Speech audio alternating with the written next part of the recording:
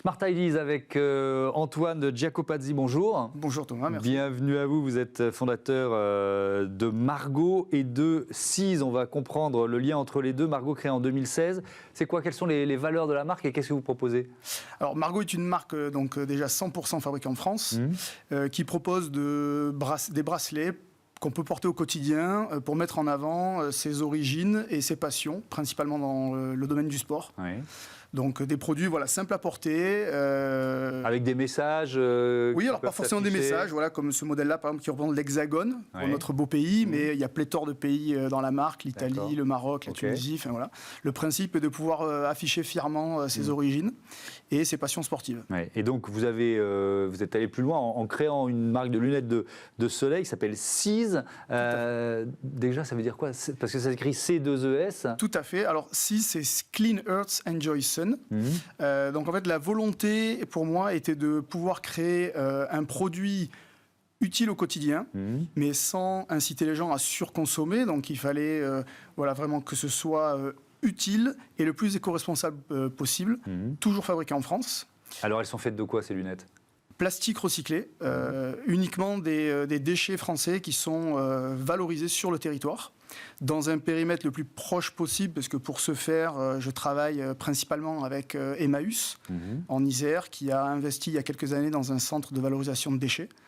Et pour, on va dire, 10% restants avec des industriels locaux qui ont des rebuts de production dans les matières qui sont nécessaires pour fabriquer mes lunettes, ce qui a quand même un cahier des charges. Ouais, donc ça veut dire que c'est une filière qui existait déjà, que vous connaissiez déjà, ou alors vous avez dû trouver les bons partenaires, les bons interlocuteurs? Alors un peu des deux, effectivement. Il y a certaines marques qui ont essayé de créer ou qui créent encore aujourd'hui des lunettes en matière recyclée. Alors, pas vraiment dans le plastique, ou du moins dans le plastique avec un mode de fonctionnement qui, moi, ne me convenait pas, parce que le recyclage, c'est bien, mais ça peut avoir aussi des données un peu polluantes, parce qu'il faut retraiter les matières, etc.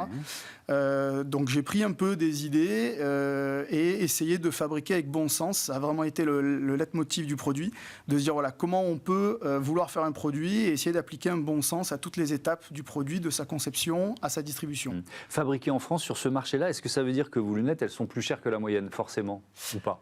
Alors forcément, c'est le mot normalement qui vient à l'esprit. Pas du tout. Moi, mon choix, alors c'est vraiment un choix économique engagé, puisque forcément, c'est un risque supplémentaire pour l'entreprise, mais le choix est de vouloir rendre l'achat responsable accessible. On entend un peu partout qu'il faut inciter les gens à mieux consommer, et c'est une très bonne chose. Mais de mon point de vue, il faut permettre aux gens de mieux consommer. Donc les lunettes sont vendues 48 € en prix public, en magasin. Le but, c'est vraiment de les rendre accessibles.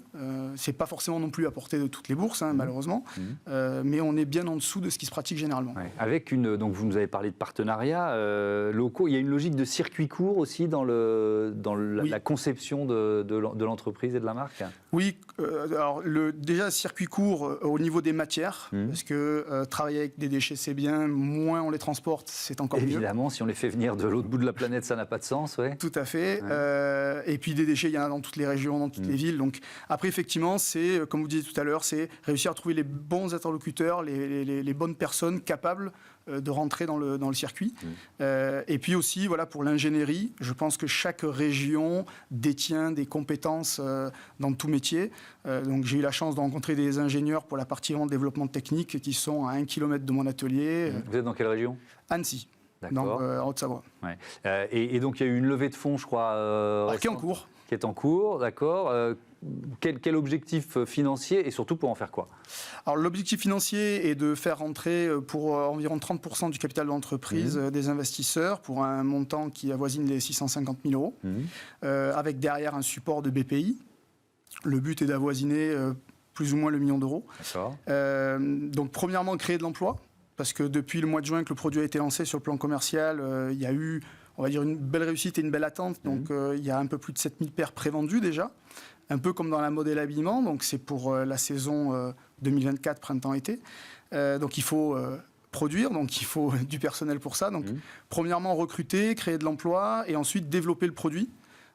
parce qu'il va falloir quand même le développer, l'améliorer constamment. Merci beaucoup Antonin Giacopazzi et bon vent à Margot et aux lunettes 6. Voilà, fin de cette émission. Je voudrais remercier Alix Nguyen à la production, à la programmation. C'est son dernier jour à Bismarck. Donc Alix, c'était un bonheur de travailler avec toi et on te souhaite bon vent dans tes nouvelles aventures. Merci également à Horace Voyer, Xavier Sanchez et Saïd Mamou. Belle fin de journée. Salut.